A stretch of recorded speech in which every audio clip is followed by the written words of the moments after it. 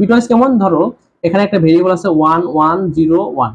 একটা মনে করো আছে a ইকুয়াল, আর একটা আছে b ইকুয়াল, মনে করো যে 1 1 1 0 1, এখানে ধরো 0 আছে।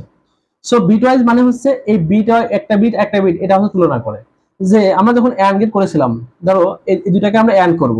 এ এবং বি কে আমরা বিটওয়াইজ এন্ড যদি করি, বিটওয়াইজ এন্ড এর সময় একটা এন্ড দিতে হয়, আর লজিক্যাল এন্ড এর সময় এরকম দুইটা এন্ড দিতে হয়। সো এ এন্ড বি, তাহলে এটা হচ্ছে কি বিটওয়াইজ এন্ড। তো এটার ক্ষেত্রে আমরা এ এবং বির ভিতরে দেখবো বিটগুলা কিভাবে কাজ করে। দেখো 1 0, এখানে কি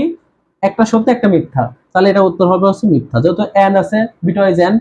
এখানে হবে 0 0, দুটাই মিথ্যা, এটাও মিথ্যা, এটা সত্য আছে দুইটাই, এটা সত্য এটা সত্য এটা সত্য। তার মানে বিটে বিটে যে আমরা এন্ড গুলা করতেছি এটাকে বলা হয় বিটওয়াইজ এন্ড, সেক্ষেত্রে একটা এন্ড চিহ্ন ব্যবহার করতে হয়। আর একটা অর এক সময় দেখবো যে কোনো একটা সত্য হলেই সত্য, তার মানে যদি আমরা এ অর বি দিই তার মানে এটা বিটওয়াইজ অর, সেক্ষেত্রে আমরা এই বিটে বিটে আমরা দেখবো যে দুইটা বিটে যদি একটা সত্য হয় তাহলেই সত্য, অর্থাৎ ট্রু, দুটাই মিথ্যা মিথ্যা, এখানে একটা সত্য, দুইটাই সত্য আছে সত্য সত্য সত্য। তো এগুলাকে বলা হয় বিটওয়াইজ অর। আর এই যে লেফট শিফট রাইট শিফট নামে আরো দুইটা অপারেটর রয়েছে এই বিটওয়াইজে, সেক্ষেত্রে দেখো 1 2 এরকম আমরা কয়টা এখানে অপারেটর লিখলাম।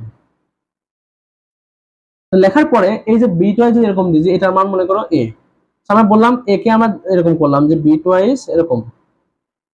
2, তার মানে এখানে এটা লেখার মানে হচ্ছে যে এই এ কে আমরা লেফট শিফট করবো 2 ঘর, এখানে 2 দেওয়া মানে দুইটা ঘর আমরা লেফটে আনবো। তার মানে আমরা যদি লেফটের দিকে 2 ঘর আনি তাহলে এটা কি হবে, এদিকে থেকে আমরা এই দুইটা ঘর কি হয়ে যাবে, বাদ হয়ে যাবে। 8 বিট যদি হয় আছে 1 2 3 4 5 6 7 8 ঘর মনে ছিল, তার মানে আমরা দুইটা ঘর যদি কি করি লেফটে আনি তার মানে এই দুইটা ঘর বাদ চলে যাবে, কারণ আমাদের চিহ্ন হচ্ছে এইটুকু, এসে বড় তো নাই, তো দুইটা বাদ দিয়ে দিলে এই সামনে চলে আসলো, এইটা চলে আসলো সামনে 0 0 1 1, তাহলে পিছনে তো দুইটা ফাঁকা হয়ে গেছে, সে পিছনের গুলা 0 0 হয়ে যাবে। তার মানে যখন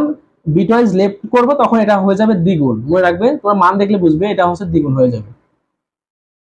তারপরে পিছনে হয়ে যাবে কি 0 0, আর সামনে যে ভ্যালুগুলো ছিল সেগুলো কি হয়ে গেছে, বাদ হয়ে গেছে, তার মানে মানগুলো হারাই যায় সামনেগুলো। আর যদি রাইট শিফট করা হয় তাহলে কি হয়, এটাকে যদি আমরা করি রাইট শিফট, যে এ রাইট শিফট 2, তার মানে 2 ঘর আমরা রাইটে নিয়ে যাব, তার মানে এগুলা 2 ঘর সামনে পিছনে চলে যাবে, তার মানে কি হবে এই দুইটা কি হয়ে যাবে, হারাই যাবে না, আর সামনে দুইটা শূন্য অ্যাড হয়ে যাবে, তার মানে 0 0, তারপরে 1 1 0 0, এই দুইটা হারাই গেল, তার মানে এখানে কি হবে পিছনে চলে যাবে 1 1, এর মাঝে দুইটা 1 আরো ছিল, তার মানে 1 1 1 1, এই চারটা 1, তারপরে দুইটা 0 এই ছিল, তার মানে দুইটা যদি চলে গেছে সামনে দুইটা কি হয়ে যাবে 0 অ্যাড হয়ে যাবে।